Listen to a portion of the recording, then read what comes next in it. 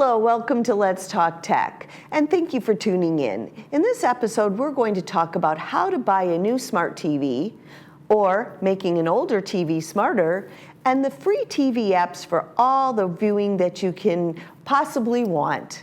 Hey Cheryl, how's it going? Well, it's a little hot, but it's okay. All right, well, we have just those few great months here, where there's no May gray, no June gloom, and, but so we take it while we can get it. Right. At least it's not as hot here as it is where I'm at, so. Right. But I could be floating in the pool right now, but I'm with you, and I'm happy to be with you. And I'm happy to be with you, too. All right. Hey, I have a question for you. Sure. We're going to be buying a new TV soon. With all the possible changes and new technology, I need your advice on shopping and buying one. You are not the first person to ask this question, so that's why I'm glad you brought it to the show, because I think a lot of people will be interested in the answer. But yes, I think that the choices are pretty overwhelming, but let me give you some ideas of how to narrow it down. Please. Kind of understand what you might want to look for. Thank you. And I think you'll feel a lot better. And the good news is the cost of a new smart TV is very reasonable now, particularly if you watch sales at the big box stores.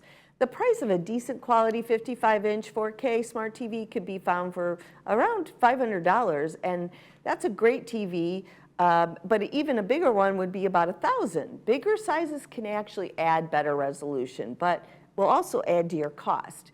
It's funny because we thought we were living the high life back in the day with a 32-inch TV, or even way back with the first color TV and a giant console. To make your shopping more manageable, though, just focus on a few technical standards when you're shopping, and not every single bell and whistle. To start, it may seem daunting to buy a new TV with a bunch of acronyms like OLED, QLED, LCD, 4K, 8K, HDR, and more. So let me explain that a little bit. OLED uses organic light-emitting diodes. Each pixel produces its own light, allowing for perfect black and high contrast. QLED uses quantum dots, enhancing LCD technology, and offers bright, vivid colors and good energy efficiency. LCD uses liquid crystals and a backlight. Generally, LCD is more affordable, but it has lower contrast and viewing angles compared to the others. So in general, if you can afford OLED, that's the best option for older adults with wide viewing angles, high contrast, reduced eye strain, and sharp motion. QLED would come in next, and then LCD. For resolution, this is the number of pixels on your screen. Today the standard is 4K, which is 4 times the resolution of an HD TV, which was the previous standard. So it's a significant improvement right out of the box. While 8K is on the distant horizon, paying for that now is not recommended, and even a lot of things are still not broadcast in 4K. You should also look for HDR, which is high dynamic range that offers more vivid color and detail to the image. And don't overlook something called the refresh rate. A higher rate means smoother motion, especially important for sports and action movies. And the TV's operating system is crucial.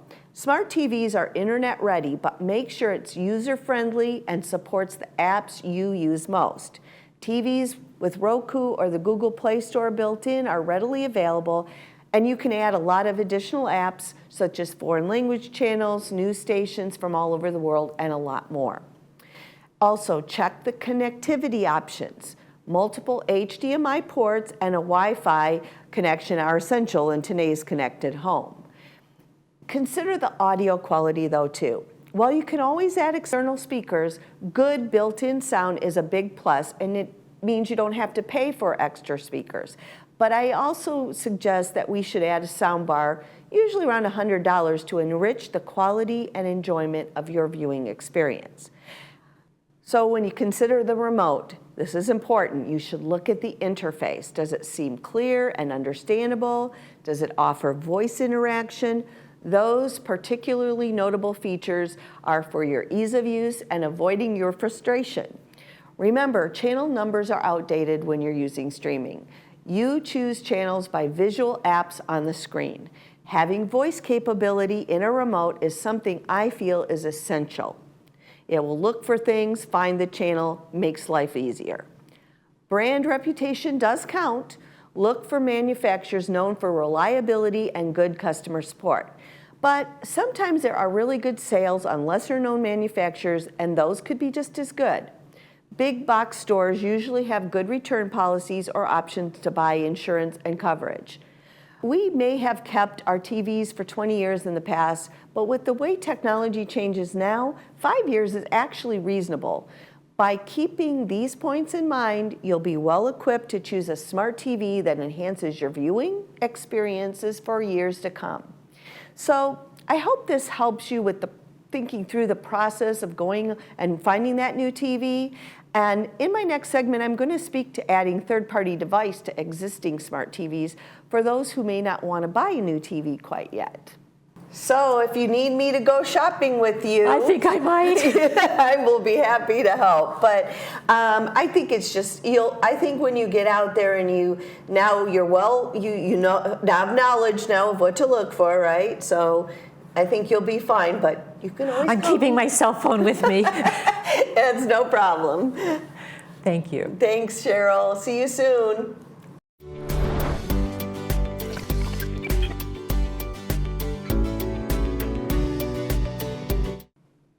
So earlier we talked about streaming, but how do you elevate smart TV or make your TV smarter?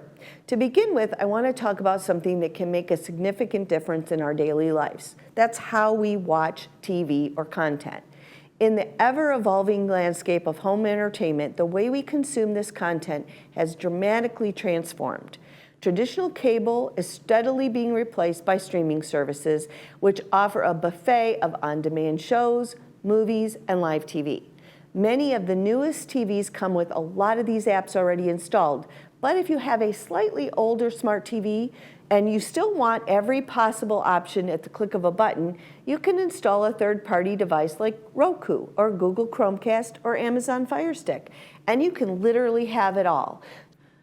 So whether you're a streaming novice or a seasoned binge watcher, adding a device to your smart TV can significantly enhance your viewing experience. Let's dive into what makes using a third-party device, in addition to your home entertainment setup, something you might want to consider. I do want to mention again that a lot of the functionality of a third-party device like these Rokus come already built in the newest models of smart TVs. Today I'm focusing on Roku, but remember that all of these devices are very similar in how they function. And the beauty of these devices is their simplicity and versatility. They provide you an extensive library of channels and apps that cater to everyone's diverse viewing preferences. For example, Roku offers access to thousands of channels, including popular services like Netflix, Hulu, Amazon Prime, Disney+, and Max. Additionally, it features channels such as the Roku channel, Crackle, and Pluto TV, and Tubi, which offer a wide variety of movies and TV shows at no cost. Personally, this is one of the most important features that comes with Roku: free content. I recently started watching Tubi, which is an app, and I'm watching all this great content, and it even replays a lot of the live TV shows. So one of my own TVs has Roku built in already, which is super great. I'll be talking about Tubi and other free channels in an upcoming episode, but I really like them. Roku's interface is designed for ease of use, so it makes it accessible for even people who aren't tech savvy. The home screen is customizable. It allows you to organize your channels for quick access, so I just move them around. The intuitive menu system ensures that you can navigate through the device effortlessly. One of the Roku standout features is its universal search function. This tool allows you to search for movies, TVs, shows, actors, directors across all the channels and all the services that you have installed. It shows you where content's available, at what price, and it helps you find the best option. Modern Roku devices come equipped with that voice control capability I spoke of, and Amazon and the others have that too. You can use the remote or the compatible smart speakers like an Amazon Echo or a Google Home to search for content, launch the channels, or even control a playback with just simple voice commands. It offers private listening features and is perfect for late night viewing, or you can plug in headphones, or you can use their mobile app, or you can listen to your TV's audio privately without disturbing others in your household. The Roku mobile app, you can put it on your iPhone or an Android, and it really enhances the streaming experience. It functions as an extra remote, so it allows you to still do that voice search, and it supports private listening. Additionally, you can cast things on your phone and your videos from your smartphone to your TV. And Roku automatically updates their software, so you never have to worry about having the latest features and security improvements without the hassle of those manual updates. It's compatible with Android and iOS devices, so it is a versatile addition to any home. And whether you're Apple or an Android, Roku will fit seamlessly into your setup. So you might wonder why you might even want to add Roku to an already smart TV, and why you might even need it too. So I've already told you that most smart TVs come with built-in apps, but sometimes they have limited options compared to what you can get on a third-party device like the Roku. So adding that broadens your content horizons, gives you access to niche streaming services and international channels that might not be available in the App Store for your smart TV. Smart TV interfaces can vary significantly between brands and models, sometimes leading to a fragmented experience and making it more frustrating. Roku can provide a consistent, user-friendly interface across all devices, making it easy for you to navigate and find your favorite content. I have a small no-name smart TV, and the interface was really challenging, and I ended up not even using it anymore. In my opinion, interfaces are the most important feature that you should consider after an easy-to-use voice-controlled remote. Smart TVs can also be a little bit slow receiving updates, and that could be an outdated app and maybe even security vulnerabilities. Third-party devices receive frequent updates, and so that ensures that you have access to the latest features and keeps you in a secure streaming environment. Some smart TVs, especially the older models, have really slow processors and a limited memory, and that could also result in poor performance. So these add-on devices are optimized for streaming. They offer faster load times, smoother playback, and upgrading your smart TV to the latest model can be expensive. And although TV pricing at big box stores is really low for some models, you might just not have the budget yet. So adding these third-party devices is much more affordable and a cost-effective way to significantly enhance those TV's capabilities without breaking your bank. So I'm telling you now to integrate a Roku or other smart device that if you really want that ultimate home entertainment experience, having all the content, seamless interface, advanced features that elevate your viewing pleasure. And when you consider alternatives to Roku, similar competitors are in the streaming device market, and they offer pretty much the same capabilities and features. So it's a strong contender, but it's not the only streaming device, but it does have a really user-friendly interface, a good extensive channel selection, and it's affordable. So they all bring their own strengths. Amazon Fire TV integrates Alexa and Prime, so if those are important to you, that might be a good option. Google Chromecast offers a unique casting experience. Apple TV excels in the Apple ecosystem. And even things like NVIDIA caters to gamers. Chromecast works really well with Google TV, and it has a refined interface. And TiVo even offers a streaming device. So it's up to you what you buy, but make sure you have those functions that I mentioned to you that are important to you if you're going to add a third-party device at all.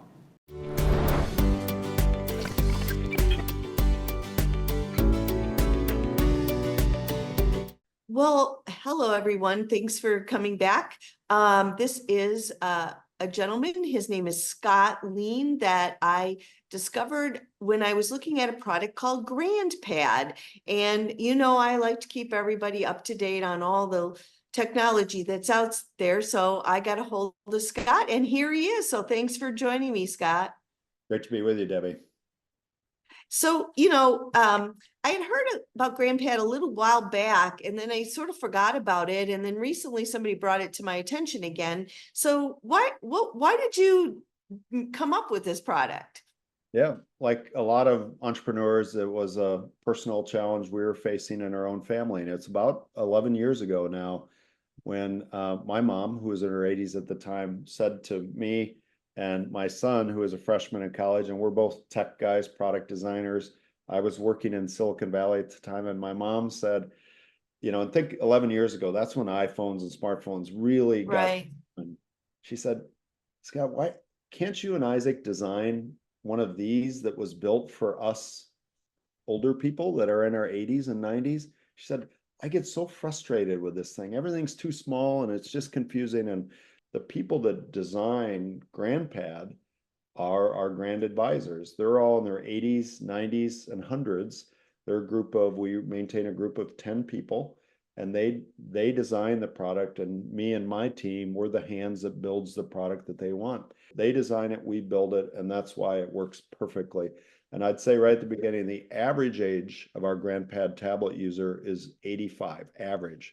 And that was just good. What I was going to say was, not only that, but let's tell the audience exactly what GrandPad is so they understand. I mean, obviously the name kind of implies that it's a pad of some type. So let's if you can tell them what it is. Yeah, so it's an 8-inch tablet, so it's kind of like an iPad mini size. We found kind of the Goldilocks principle, not too big, not too small, just right. So everything is designed for exactly what a 80 or 90-year-old would want. Buttons are a little bit bigger, easier to see. Everything's simple and clear. No passwords. If you can imagine, we figured out a secure way to do that. But probably the data connectivity is included, just like your cell phone. So you're always connected. You don't have to fool around with Wi-Fi passwords. You can connect to Wi-Fi if you want, but you don't have to. And probably the best thing is 24/7 by 365 customer care. Big red help button on GrandPad. Anytime you need help about anything, we're right there. It's all my staff, US based. And so we're all about reconnecting the family. When I grew up, my 99-year-old grandmother, she was the matriarch of the family, and we all lived close to each other. And this is before cell phones and whatnot. And we were always in communication. Sadly, we've seen technology and social media kind of cause that to drift apart. So we're about connecting the family and putting the seniors back in the center of the family the way it was when I was growing up. And so the kids, grandkids, great grandkids, they use our free companion app on their iPhone, and then they can connect and share photos. So it's that private network or walled garden that keeps families connected. It has things like, it is a phone calling, video calling, sharing of pictures, games. So you can play games with the grandkids, Okay. California, the grandkids are in Chicago.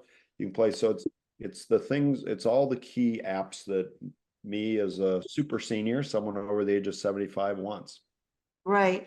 And that's true. The whole family dynamic, people live far apart. And, of course, the COVID era actually, brought a lot of change to all of the technology. So, I think a lot of seniors, were forced into, that they had to use technology, whether they really wanted to or not, if they wanted to, have that connectivity with the world.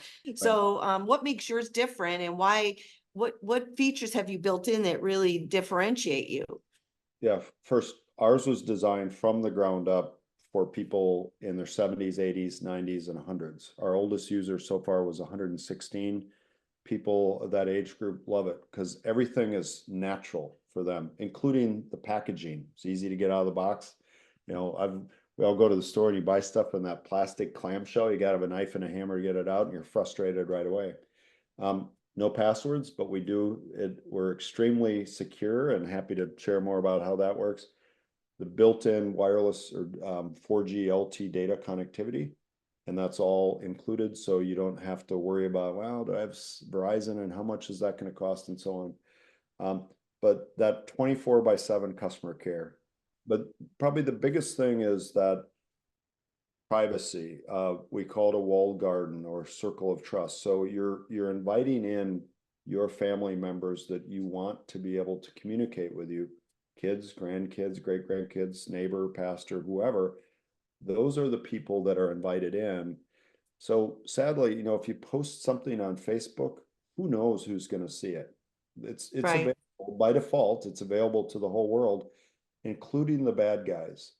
On GrandPad, it's got a great camera. You share and post pictures. You're in Hawaii. Only the family sees that. Only So, people. right? And so take, other things that are private. Maybe someone in the family just had a baby and we're in the Right. hospital, and it's not, it's a private family moment. It's not something you want the whole world to see. That's what we're all about. Right. So there's really a lot of very unique, distinctive features. But the biggest is we have lots of people say,